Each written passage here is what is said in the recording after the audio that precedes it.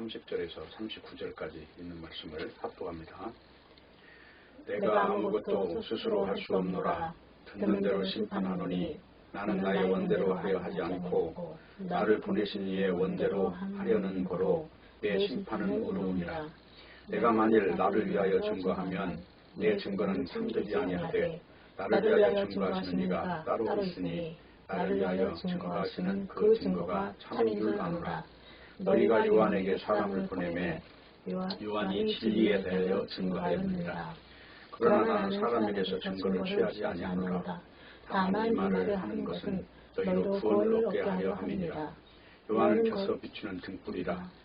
너희가 일시 그 빛에 즐거이 있기를 원하였거니와 내게는 요한의 증거보다 더 큰 증거가 있으니 아버지께서 내게 주사 이루게 하시는 역사 곧 나의 하는 그 역사가 아버지께서 나를 보내신 것을 나를 위하여 증거하는 것이요 또한 나를 보내신 아버지께서 친히 나를 위하여 증거하셨느니라. 너희는 아무 때에도 그 음성을 듣지 못하였고 그 형용을 보지 못하였으며 그 말씀이 너희 속에 거하지 아니하니 이는 그의 보내신 자를 믿지 아니함이니라. 너희가 성경에서 영생을 얻는 걸 생각하고 성경을 상고하거니와 이 성경이 곧 내게 대하여 증거하는 것이로다. 아멘. 기도합시다. 오늘 이 시간에도 말씀 앞에 불러주셔서 감사합니다. 성령께서 역사하셔서 말씀의 그 깊은 의미를 정확하게 알고 정확하게 믿을 수 있도록 인도해 주옵소서. 예수님의 이름으로 기도합니다. 아멘. 요한복음 제19강입니다. 요한복음 5장 30절에서 39절까지 있는 말씀의 제목은 구별 없는 구원은 가짜 구원이라는 제목입니다. 오늘의 키워드는 첫 번째가 죄입니다. 두 번째는 하나님의 증거, 그리고 유대인의 정체, 자기 사랑의 결말, 성경의 목적, 모세의 고소, 구원은 구별, 이런 키워드입니다. 본문을 읽어보면은 계속해서 요한복음 5장 1절부터 나오는 베데스다 연못에 병자를 고치신 일을 근거로 연결을 해서 지금 예수님이 설명하시는 내용입니다. 그러니까 여기 본문에 보면 부활이라는 말이라든가 죽은 자가 살아났다는 것이 같은 말인데 지금 이 말씀을 보면 그 병자를 고친 일을 지금 부활이라고 지금 대입을 해서 말씀을 하셔요. 그러면 이게 왜 부활이 되느냐?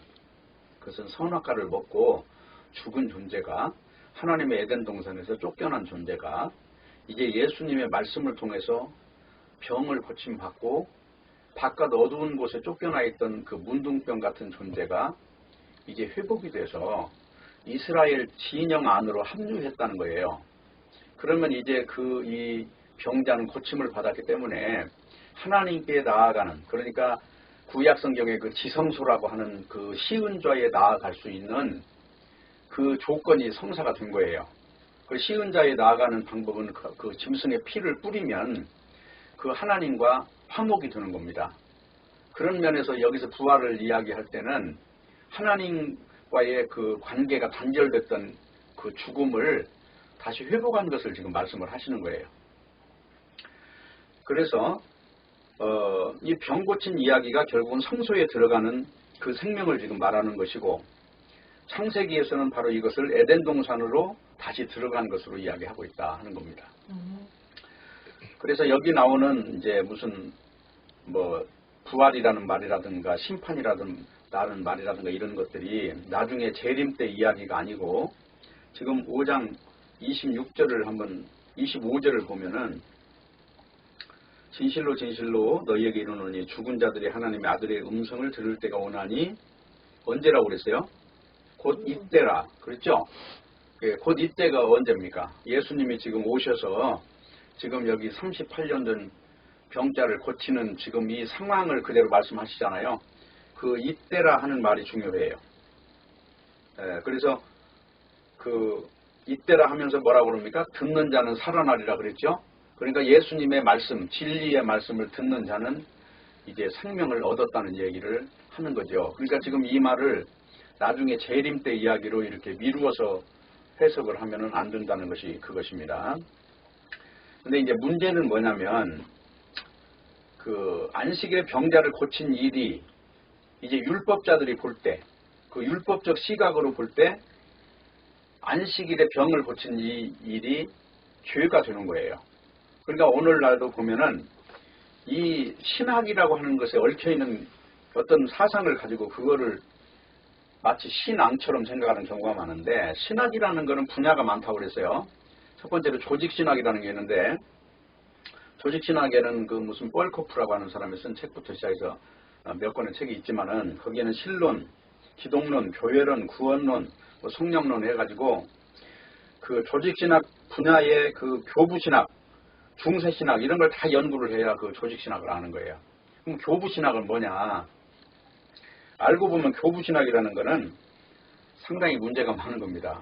왜냐하면 AD 313년에 콘스탄틴이 밀라노 칙령을 해가지고 이 성경만 믿던 신자들을 이제 성도라고 하는데, 밀라노 칙령 때문에 그 북유럽 전체에 있는, 그러니까 콘스탄틴 산하에 있는 모든 국민들은 기독교라고 하는 것을 그냥 믿지 않아도 그냥 입교가 됐던 거예요. 그리고 이제 거기에서 파생된 것이 신학이라고 하는 건데, 그것이 대표적으로 이제 그 오리게네스라고 하는 사람인데, 이 사람은 자기 그 성기의 고환을 자른 사람으로 유명해요. 근데 이 사람을 교부라고 하거든요. 사도가 시대가 지난 뒤에 이제 있는 사람들을 교부라고 하는 겁니다. 근데 문제는 그 시대 상황을 볼 때 그 카톨릭이라고 하는 그 교회를 옹호하기 위해서 만들어낸 신학 이론이, 그것이 오늘날 봤을 때 그것이 얼마나 정확성이 있느냐 하는 거죠. 그러니까 이 진리를 지키는 사람이 아니라 교회를 지키는 사람들의 어떤 형태에서 신학 이론이 나왔다면 그것을 믿을 수 있겠느냐 하는 거예요. 그리고 354년에서부터 430년 사이에 카톨릭의 어거스틴이라고 하는 사람도 아주 유명하거든요. 이 오늘날도 보면 어거스틴의 참회록 같은 책도 신학하는 사람들이 많이 의무적으로 읽는 책인데, 그 사람 역시도 결론은 카톨릭에 속한 사제였다는 거예요. 그러면 오늘날 개신교회에서 볼 때 뭐 마틴 루트라든가 짱 칼뱅이라든가 스위스의 쭈잉글리라든가 이 사람들의 그 신학 이론이라는 것은 과연 성경적으로 볼 때 얼마큼 정확도가 있느냐.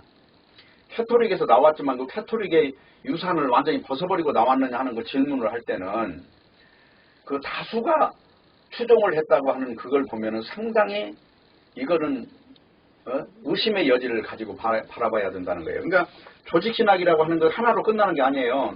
성서신학이 주경신학이에요. 신약과 구약성경을 가지고 주석이나 그 역사를 활용해서 그 비평적 연구를 하는 겁니다. 그리고 역사신학이라는 게 있어요. 그거는 교회사가 뭐냐 그랬을 때 카톨릭의 역사를 교회사로 볼 거냐, 그건 엄밀하게 해서 예수사라고 말을 해야 돼요. 예수 그리스도의 구속사라고 하는 것도 아니고 그 언약사로 봐야 돼요. 구속사는 인간의 관점의 언어이기 때문에. 하나님은 인간을 아끼지 않았다는 얘기가 중요해요. 그게 이제 노아의 홍수 때 사람을 다 죽여버린 걸 보면은 구속사로 접근하기에는 하나님은 뭔가 다른 초점을 가지고 창조를 하셨다는 것을 알 수가 있겠죠. 그리고 또 역사신학이라는 게 있어요. 그러니까 그 역사신학을 언제부터 언제까지를 교회의 역사로 볼 것이냐, 아니면 성경에서 말하는 하나님의 그 언약사로 볼 것이냐 하는 거예요. 그러니까 사도들 시대에도 그 당시에도 이단이 많았는데, 카톨릭에서 말하는 뭐 교황 무호설이라든가 마리아와 예수 그리스도를 동등하게 지금 생각하는 그런 범주 안에서 보는 어떤 신학 이론이 오늘 개신교는 나는 마리아 숭배를 안 합니다라는 그 이유 때문에 과연 정당화될 수 있느냐 하는 거고, 그리고 실천신학이라고 하는 것도 있고요. 또 예배학이라는 것도 있고, 설교학도 있고, 기독교 교육학이 있고, 기독교 상담학이 있고, 기독교 윤리학이 있고, 많이 있어요. 그리고 또 개혁신학이라고 하는 것이 있고, 로마 카톨릭 신학이 있고, 동방정교회가 있고, 서방 카톨릭이 또 틀려요. 그리고 뭐 성서 비평학이라는 것도 있고, 해석학이라는 게 있고, 신정통주의가 있고, 고전정통주의가 있고, 해방신학이 있고, 민중신학이 있고, 이런 것들이 있는데, 이런 신학적 어떤 학문적 차원에서 이 성경에 접근하면 과연 이 성경에 접근해서 어느 세월에 이 어떤 것을 의미를 알겠느냐 하는 거예요. 어느 한 분야도 알 수 없을 만큼 그렇게 방대한 이론이 있는데, 그렇기 때문에 우리가 이제 분명히 알아야 되는 것은 이 신학이라고 하는 것은 율법주의의 형상을 가지고 있다는 것입니다. 그래서 율법주의자들이 볼 때 얼마든지 이 성경을 이야기할 때 이게 오류를 지적해내는 거예요. 신학적으로 볼 때. 그러면 성경적으로 볼 때 신학자들은 어떻게 보이느냐. 거듭나지 않은 그냥 하나의 학문적 세계로 보일 수밖에 없는 거예요. 거듭난 사람은 분명히 성경을 알아요. 하늘의 음성을 듣는다는 거예요. 그거를 성경에서는 방언이 서로 통한다고 그래요. 그걸 알아들 수 없는 영의 세계를 말하는 걸 방언이라고 하거든요. 이 영의 세계는 뭡니까? 우리의 이 현재 육체 이것을 말하는 게 아니고 영원한 세계가 있다는 거죠. 천사가 있듯이 하나님도 영이기 때문에 그 영의 세계가 있다는 것을 지금 전제하는 것을 바로 영적으로 거듭났다 그러잖아요. 그럼 성령으로 거듭난 건 뭡니까? 성령으로 거듭난 것은 거룩하게 거듭난 것이에요. 죄가 전혀 없이 하나님의 은혜로 쉬운 자까지 들어갈 수 있는 능력을 부여받은 것을 성령으로 거듭났다 그래요. 그 성령으로 거듭나면 특징이 그 사람이 갑자기 인격이 훌륭해지거나 그런 게 아니라 증인으로 변한다는 것입니다. 그것이 사도행전 1장 8절이에요. 너희가 오직 너희에게 성령이 임하시면 너희가 권능을 받고 예루살렘과 온 유대와 사마리아와 땅끝까지 이르러 내 증인이 되리라. 그렇죠. 그 권능을 받았다는 얘기는 뭡니까? 육체를 초월하고 죽음을 초월하는 사람이 됐다는 것이에요. 왜 그럽니까? 영이 실체라는 것을 믿었기 때문에 그런 능력이 나온다는 얘기죠. 그러면 다른 거 다 빼버리고 성령이 임하시면 증인이 되리라. 성령이 임하시면 목적어가 뭡니까? 능력입니까? 증인입니까? 증인이 목적어죠. 그렇기 때문에 성령을 받은 사람은 뭐가 달라지냐면 증거를 할 수가 있다는 거예요. 그러면 지금 오늘 율법주의자들은 지금 예수 그리스도가 메시아라는 것을 믿지를 못하고 있잖아요. 그러면 그 사람들은 결국 증거하는 것은 뭐밖에 없을까요? 율법밖에 없는 거예요. 예수님을 증거할 수가 없어요. 그리고 율법을 증거하다 보면 당연히 율법을 지키는 자는 의롭고 율법을 어기는 자는 죄인으로 드러나는 그것에 집중한다는 거죠. 오늘 이야기가 그거예요. 너희들은 심판 아래에 있다고 하는 말이 지금 율법이라고 하는 것 생명처럼 여기고 있는 거잖아요. 창세기 선악과를 먹었다는 얘기는 뭡니까? 선악을 따진다는 얘기가 드는 거죠. 그럼 선악을 따지는 것이 결국은 뭡니까? 자기의 입장에서 거듭나지 않은 사람이 어떤 법의 조건에서 따지고 있는 이 현상을 말하지 않습니까? 그런데 그 선악과의 반대말이 악이냐 선이냐 이 개념이 아니에요. 생명이 있느냐 없느냐 이 개념이 성경에서는 반대 개념으로 이야기하니까. 그러니까 선악과가 다른 것이 아니라 율법이라는 말이 맞는 것이죠. 네? 그래서 선악과를 율법으로 지정하지 않는 사람은 보면은 언제든지 그의 행위를 가지고 계속해서 입이 부러뜨도록 말을 하고 있는 거예요. 그러니까 오늘날 목회를 하는 사람들이 보면은 우리 선하게 살아보자는 말을 그렇게 목이 터져 외치고 있는 거예요. 딱 여기 율법주의자들하고 똑같은 현상이 일어난다 하는 것입니다. 그렇기 때문에 본문에서 생명을 살리신 것을 예수님은 선이라고 말을 했고 반대로 법을 들고 안식일을 지키지 않는 것은 다 죄로 여기는 이것을 악으로 지금 규정을 했다는 것이죠. 지금 이 말씀 이해가 잘 되셔야 돼요. 그래야 선한 자는 그 생명의 부활로 악한 자는 심판의 부활이라는 이 말을 이해를 하게 되는 거예요. 그러니까 지금 이 유대인들은 현재 심판이라고 하는 그 체계 안에 있는 거고 여기 병자는 지금 예수님의 말씀을 듣고 생명 안으로 들어갔죠. 이것이 지금 생명의 부활이 된 상태란 말이에요. 그러니까 예수님께서 오셔서 이 땅에서 하신 일은 다른 게 아닙니다. 이 죄 문제를 해결하기 위해서 오신 것이지. 그러니까 해결이라고 하는 이 차원보다는 죄라고 하는 것 자체를 없게 하기 위해서 오신 거예요. 그러면 자 이런 측면에서 우리가 이 성경을 보면은 마귀가 뭐고 하나님이 뭔지를 구별할 수 있는 거예요. 그래서 이제 요한복음 8장 44절에 보면은 너희는 너희 아비 마귀에게서 났으니 너희 아비의 욕심을 너희도 행하고자 하느니라. 그럼 여기서 욕심이라는 말은 뭐예요? 선악과의 욕심, 이거의 원어로 보면 에피토미아라고 그러는데 이게 종교 욕심이거든요. 이 종교적으로 딴 사람보다 훌륭하게 되고자 하는 이 시도들이 전부 다 욕심이라고 그래요. 이거를 딴 사람보다 더 우월하게 되고 내 인간을 근거로 해서 복을 받고자 하는 시도하는 선악과의 방법으로 가는 거를 전부 다 이거를 욕심이라고 그러고 이것을 죄라고 하고 그래요. 그러니까 죄의 개념이 우리가 생각하는 도덕의 개념보다 범위가 훨씬 넓어요. 우리는 도덕적으로 거짓말 했니 안 했니, 무슨 뭐 술을 먹었니 안 먹었니, 이거 그 항목을 가지고 이야기해요.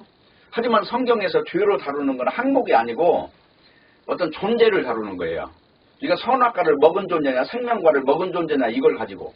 그러다 보니까 요한복음 8장에 이제 보면은 간음하다 잡힌 여인을 예수님이 이제 다룰 때 보면 그 당시에 율법주의자들은 돌로 쳐 죽이라고 하니까 쳐 죽였으면 끝나요. 근데 문제는 예수님을 시험하려고 데리고 오는 거예요.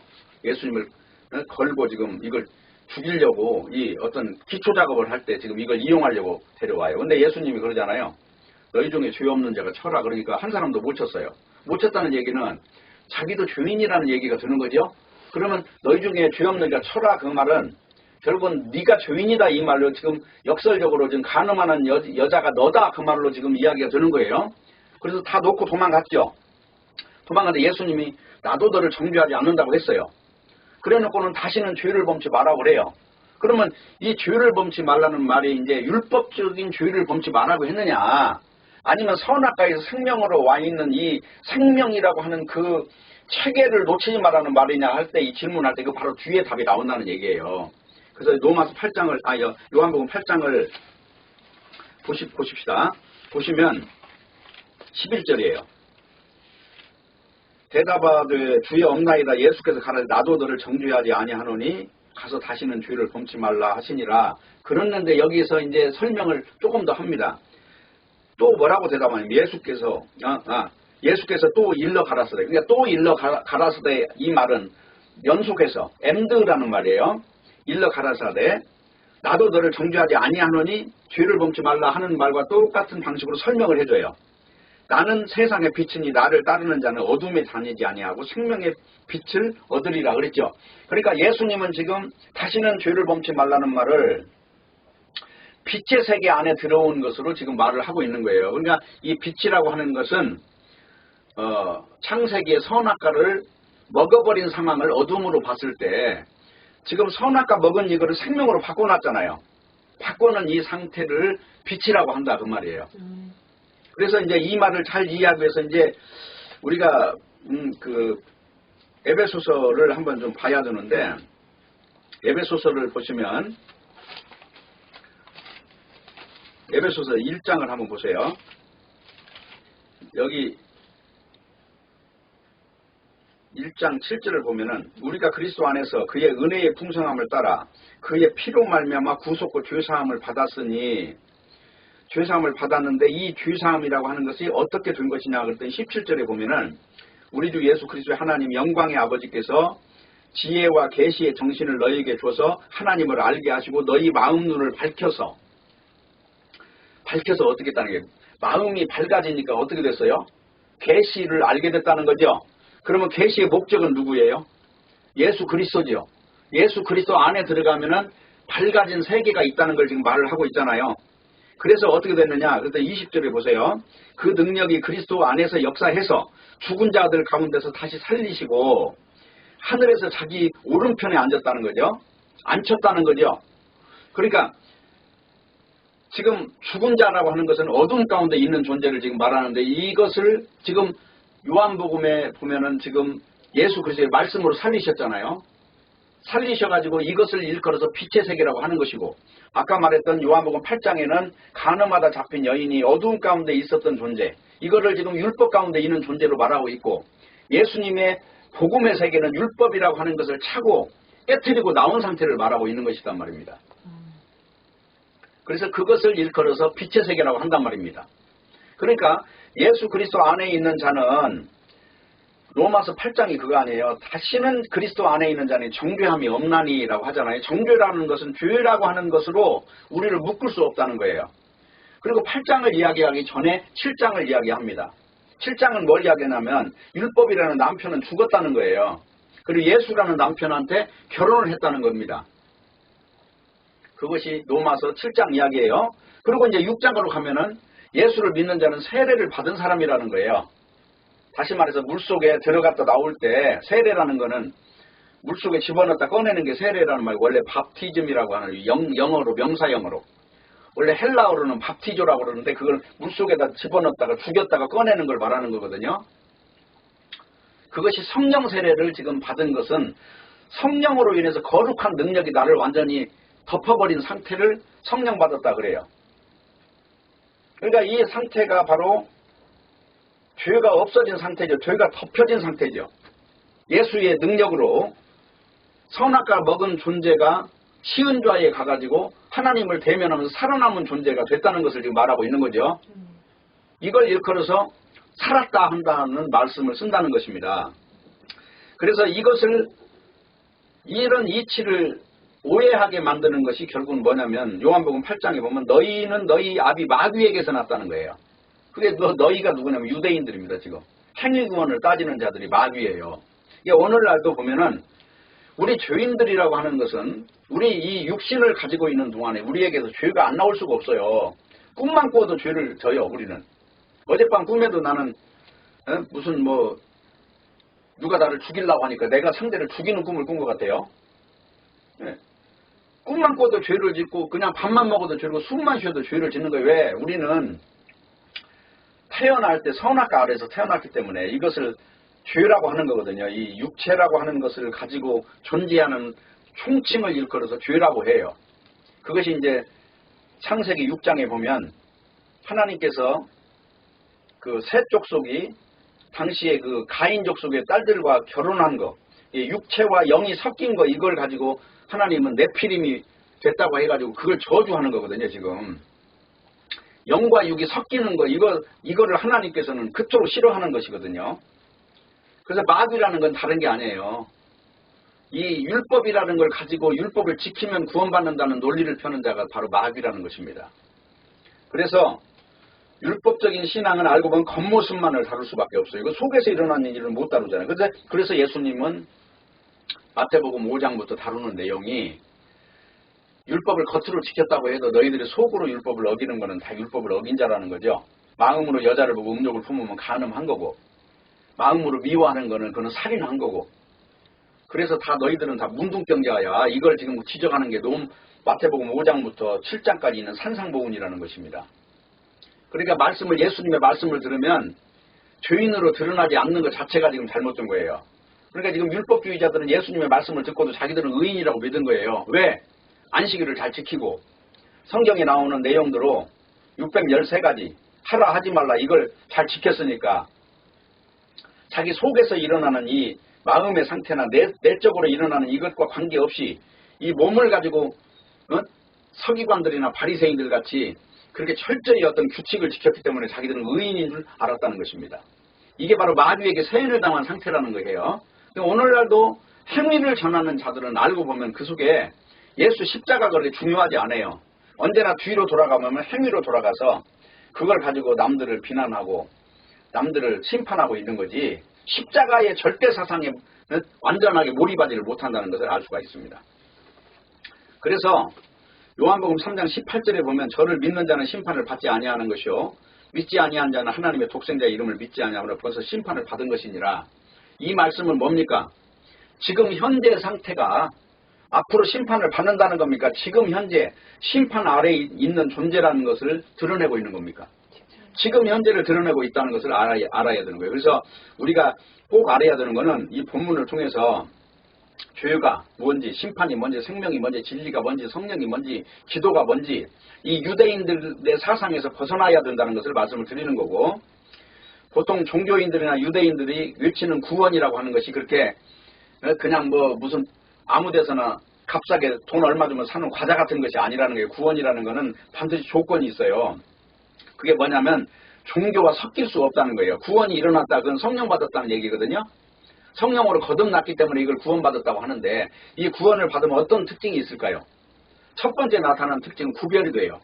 다시 말하면 내가 유대인들 속에 섞여 있던 존재가 유대인들로부터 배척을 받고 나도 유대인들에게 섞일 수가 없는 자가 된다는 거예요. 이걸 성경에서는 구별이라고 그래요. 거룩함이라고 한단 말입니다. 뭐 술 안 먹고 담배 안 피고 이런 어떤 그런 것을 말하는 게 아니고, 예? 신명기 14장 16절에도 보면 하나님 앞에서 포도주와 독주를 먹이라는 말이 나와 있듯이 왜 예수님 당시에도 예수님도 마지막 만찬 때 포도주를 그렇게 4잔씩을 먹었을까? 예? 그것도 만찬할 때는 그 포도주잔에 가득 채우거든요.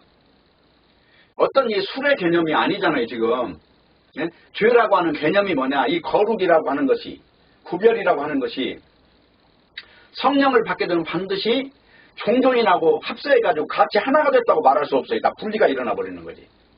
예? 그거 하나로 딱 알 수가 있어요. 그래서 이걸 에클레시아라는 말은 구별됐다는 뜻이거든요. 어떤 무리에서 끄집어냈다 이런 이야기가 되는 거예요. 그래서 집단의식에 사로잡혀 있는 자가 구원된다는 것은 그렇게 쉽지 않아요. 절대로 이게 구원이 되지 않는다는 것만 알면 됩니다. 그래서 구원이라는 말은 출애굽이라는 말이에요. 애굽에서 지금 빠져나온 거를 구원이라고 그러지 애굽에 있는데 어떻게 그걸 구원이라고 해요. 응?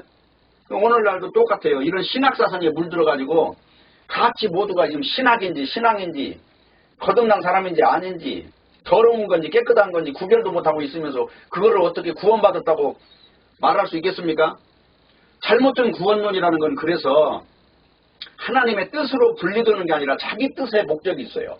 자기 인간의 출세욕이나 내가 이 집단 안에 있으면 먹고 살 길이 있겠지.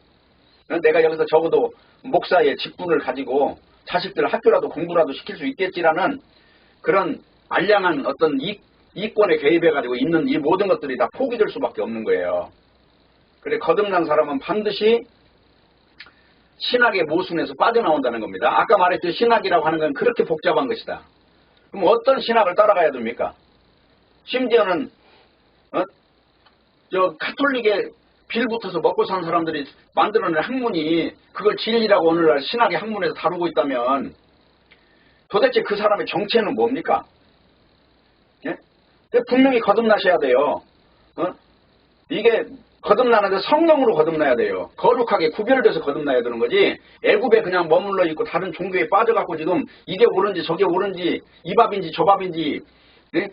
구별하지 못하고 있으면서 구원받았다? 그건 자기 착각입니다. 구원이라고 하는 건 그렇게 이루어지는 게 아니라니까요. 그래서 가장 치명적인 문제들이 지금 뭐냐 이 신학이라고 학문이 만들어낸 것들이 다 그 중에 또 하나는 뭐예요? 원죄 자범죄라고 하는 게 있어요. 원죄는 저 선악과를 먹고 아담의 후예로 태어난 죄고 자범죄는 자기가 살면서 도덕적인 잘못된 것들을 마치 신부 앞에 가서 고해성사하듯이 그거를 자백해야 용서해 준다고 하는 이런 이론이거든요. 근데 이런 이론도 잘 보면 성경을 오해하는 데서 생기는 것이다. 예를 들자면 요한 1서에 보면 우리 죄를 자백하면 저는 미쁘시고 의로우사 우리 죄를 사하신다고 그랬는데 그 자백이라고 하는 것이 자범죄를 자백하는 게 아니에요. 예? 우리 자체가 죄인이라는 걸 자백하는 걸 말하는 거지. 그리고 그 자백이라는 것도 뒤에 보면 죄라는 말이 나오는데 그 죄라는 말도 우리가 도덕적인 죄를 말하는 게 아니에요. 영지주의자들을 향해서 사도들이 만들어놓은 교회를 벗어나가지고 엉뚱한 영지주의자들 교회 가서 들어가고 있는 것들을 지금 이야기하고 있는 거예요. 그러니까 로마서 8장에 있는 지금 다시는 정죄함이 없다는 이것을 근거로 해서 믿지 못하면 로마서 8장 전체를 다 부정하는 꼴이 돼요. 그는 바로 육으로 가는 존재가 돼버리는 거예요. 영에서 지금 말하는 예수 그리스도께서 십자가에 죽으셔가지고 내가 다 이루었다고 하는 이 말씀을 지금 못 믿는 것이 아닙니까? 결론적으로. 뭔가를 자기가 자기 죄를 한번 구원해보겠다고 지금 시도하는 거잖아요. 그러니까 이것이 얼마나 성경을 부정하는 것이냐. 그래서 원죄에 대해서 자범죄에 대해서 이거를 구별하고 있는 자체가 지금 신학적인 오류가 생기고 엄청난 이게 분쟁이 일어나고 이것 때문에 아주 그 격렬한 지금 논쟁이 일어나는 거예요. 나도 그전에 광명시에서 목사들 그때 성경을 좀 가르치다가 자범죄는 일일이 다 자백해야 없어진다고 하는 목사하고 충돌을 일으키고 그 공부를 포기한 적이 있는데 이런 것들이 그의 뇌를 사로잡고 있어서 예수 그리스도가 온전하게 깨끗하게 하였느니라는 말씀이 어디 갔냐는 거예요. 도대체. 네? 도대체 이 흑암의 권세에서 빼낸 주님의 말씀을 어디로 가버렸냐는 거예요. 여기 골로새서 한번 보세요. 1장 13절. 그가 우리를 흑암의 권세에서 건져내사 그의 사랑의 아들의 나라로 옮기셨으니 지금 옮겨졌지요? 예수 그리스도 안으로 옮겨져 예수 그리스도 밖에 있던 존재를 예수 그리스도 안으로 옮겼지요? 옮겨지면 어떻게 돼요? 14절이에요. 그 아들 안에서 우리가 구속고 죄사함을 얻었도다. 구속이라고 하는 것은 뭡니까? 죄라고 하는 것에 묶여있는 존재가 죄에서 풀어졌다는 얘기죠. 죄가 없어졌다는 얘기잖아요. 예수 그리스도의 공로로. 그러니까 내가 자범죄를 고백함으로 없어졌습니까? 믿음으로 없어졌습니까? 에베소서 2장 8절도 그거예요. 너희가 그 은혜를 인하여 믿음으로 말미암아 구원을 얻었나니 이것이 너희에게 난 것이 아니요 하나님의 선물이라고 그러잖아요. 행위에서 난 것이 아니니 이는 누구든지 자랑치 못하게 함이니라 그러잖아요. 행위가 아니라고 그러잖아요. 디도서 3장 5절에 보면은 우리를 구원하시 우리 행한 바 의로운 행위로 말미암지 않고 그의 긍휼하심을 쫓아 중생의 시선과 성령의 새롭게 하심으로 하셨다고 그러잖아요. 우리의 행위로 말미암지 않는다고 하잖아요. 그런데 사람들은 이런 신학적인 오류 속에 빠져가지고 성경을 뒷전으로 친다는 거예요. 예? 가톨릭이 말하는 교황 무엇을이나 믿고 있고 오늘날도 그러면 목사는 오류가 없습니까? 그 말을 죄를 지면 그러면 또 자백하면 없어지지. 그러한 개념으로 접근하다 보니까 성경을 토막을 내가지고 난도질을 친다는 거예요. 성경은 전체를 봐야지. 요한복음은 요한복음 1장부터 마지막 장까지 봐야 되는 거고 로마서는 로마서 1장부터 마지막 장까지 다 이해를 해야 돼요. 특별히 로마서는 로마서 6장에 가서 죄에 거하겠느냐 이 말에 걸리면 안 된다는 거예요. 그 죄라고 하는 것은 예수님을 믿지 않는 죄를 지금 이야기하고 있는 거지 우리 인간의 자범죄를 말하고 있지 않다는 것입니다. 한번 이 부분에 대해서 성경적으로 분명히 귀가 열려야 온전히 믿음 안에 들어가는 거지. 그렇다면 행위 반, 믿음 반이 섞여가지고 그가 바로 유대인들이 되는 것입니다. 그래서 우리는 사과나무는 사과라는 열매가 맺어질 수밖에 없다는 것을 우리는 예를 많이 들고 있는데 죄인이라고 그러는 것은 뭡니까? 우리 인간한테는 죄밖에 없다는 거예요. 그래서 예수 그리스도 안에만 죄 없는 세상이 돼요. 그래서 예수 그리스도 안에 들어가 있으면 새로운 피조물이 되는 겁니다. 누구든지 그리스도 안에 있으면 새로운 피조물이라 이전 것은 지나갔으니 보라 새 것이 되었도다. 이 전 것은 뭡니까? 선악과 아래에 있을 때의 그 형태인데 이것이 지금 지나갔다는 얘기는 없어졌다는 얘기거든요. 형적이 지나갔다. 쉽게 말하면 어제는 오늘이 아니다 그런 말이에요. 이제 지나간 것이에요. 죽음의 세계가 있고 생명의 세계가 있어요. 그러면 죽음의 세계에 있었을 때가 있었죠.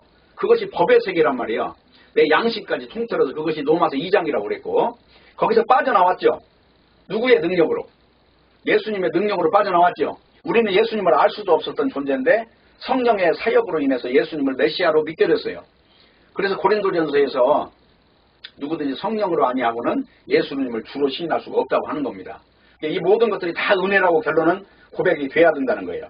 그래서 요한 1서에서 말하는 죄는 영지주의로 돌아가는 것을 말하는 거예요. 그래서 아까 말씀드린 대로 이제 이런 예는 구약에는 바알신에게 돌아가는 걸 말하고 신약에는 율법주의나 영지주의로 돌아가는 것을 죄라고 지금 이야기했다는 겁니다. 예레미야 2장을 보면은 그걸 알 수 있어요. 2장 21절 보면은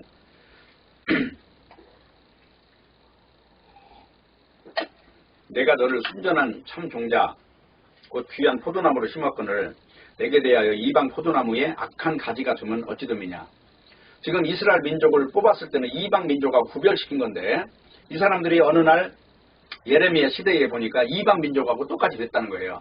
그래서 이게 어떻게 됐냐면은 22절 뒷부분에 보면 바알들의 주의를 따르지 아니한 것 하였다 하겠느냐. 그러니까 결국은 이게 바알신을 섬겼다는 거예요.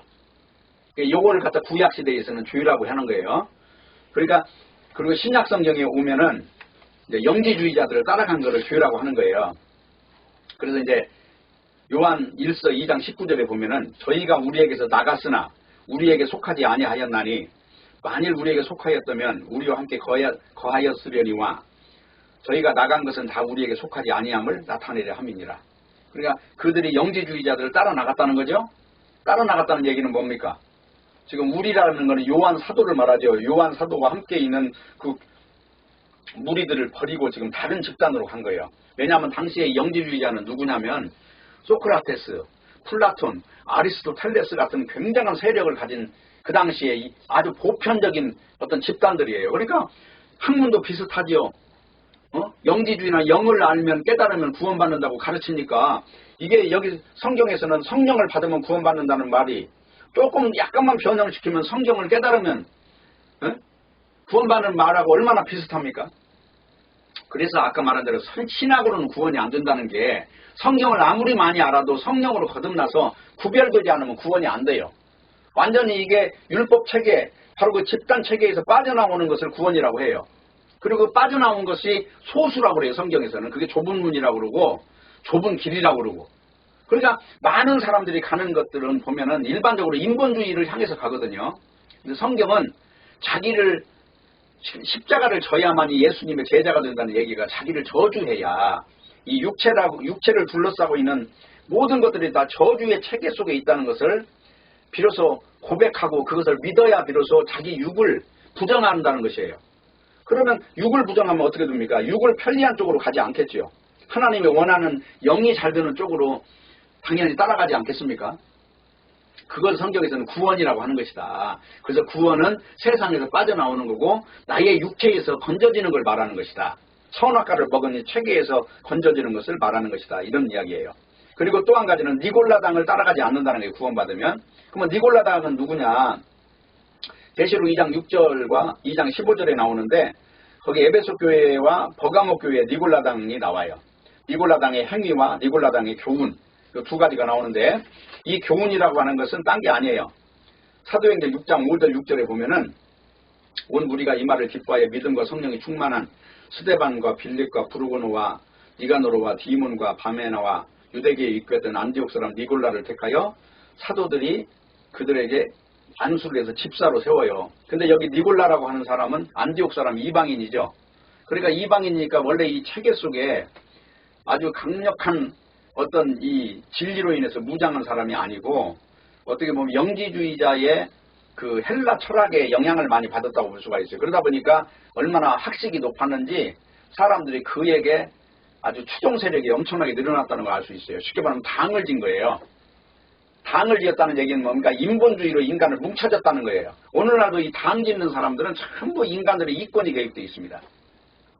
어느 큰 교회 다니는 사람들은 단지 큰 교회가 좋아서 가는 것보다도 거기 가서 하다못해 김치찌개라도 팔면은 다 거기서 도와줘서 먹고 살고 하니까 어떤 목숨을 지탱하기 위한 수단으로 그런 교회를 채택하는 거지 그들이 정말 진리를 향해서 가는 것들을 본 적이 없어요. 거의.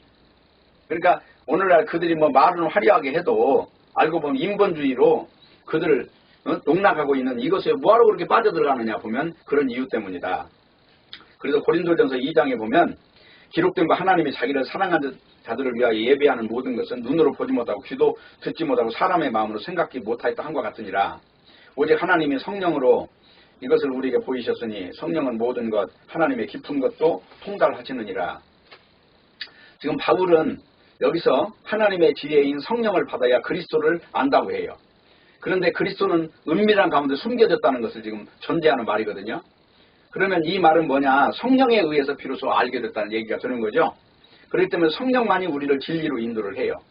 그러면 왜 지금 성령 받으라는 말을 이토록 강조하고 있느냐? 신학을 아무리 공부해도 성령 받지 않은 사람은 거룩해지지가 않은 거예요. 거룩할 성자. 내 이 영적 세계가 온전히 거룩한 것으로 장악되지 못하면 더러운 건지 깨끗한 건지 분별을 못해요. 생리적으로 그렇습니다. 그러니까 우리는 사람 육체를 가지고 지금 살죠. 그럼 우리가 더러운 오물을 봤을 때 오물이 그 참 예쁘고 좋다고 말하는 사람 있습니까? 죽은 시체가 썩어가고 있는데 이 시체가 참 아름답다고 말하는 사람 있습니까? 그와 같이 성령을 받으면 더러운 것을 떠나는 거예요. 그런 이야기로 지금 예수 그리스도를 믿는 어떤 과정을 지금 말씀을 드리는 겁니다. 그래서 중요한 건 요한복음 16장 12절을 보면은 내가 아직도 너에게 이를 것이 많으나 지금은 너희가 감당하지 못하리라. 그러나 진리의 성령이 오시면 그가 너희를 모든 진리 가운데로 인도하시리니 그가 스스로 말하지 않고 들은 것을 말하면 장래 일을 너희에게 알리시리라. 지금 이 성령을 받은 사람은 세 가지 특징이 있어요. 죄에 대해서, 의에 대해서, 심판에 대해서 증거를 해요. 근데 어떻게 증거하냐 그랬더니 세상이 악하다고 증거해요. 근데 여기서 말하는 세상은 율법주의자들까지 포함한 유대 그 바리새인들까지 포함한 세상을 지금 말하고 있어요. 그러니까 바리새인들이 말하는 죄는 율법을 어기는 거고 예수님이 말하는 죄는 저희가 나를 믿지 않는 것을 죄라고 한다는 거예요. 의에 대해서는 예수님이 지금 하늘나라로 가셨잖아요. 그 하늘나라에 들어가는 게 의의 기준이라는 거예요. 오늘 이 땅에 사람들에게 박수 받는 게 의의 기준이 아니고 그리고 심판이라는 건 뭡니까? 세상 임금이 심판받았다는 거죠. 세상 임금은 사탄이에요. 사탄은 이미 저 천국에 쫓겨나가지고 이 땅으로 쫓겨난 존재거든요. 그래서 공중권에서 잡은 자인데 이미 하늘나라에서 심판을 받고 쫓겨난 존재의 운명과 똑같이 된다는 겁니다. 이 세상의 운명이. 그래서 그거를 증거하는 것이 성령이다 하는 것입니다. 그래서 오늘날 니골라당이라고 하는 것이 바로 이렇게 헬라 철학을 가지고 오늘날 사람들을 속이는 존재들이 전부 다 니골라당이에요.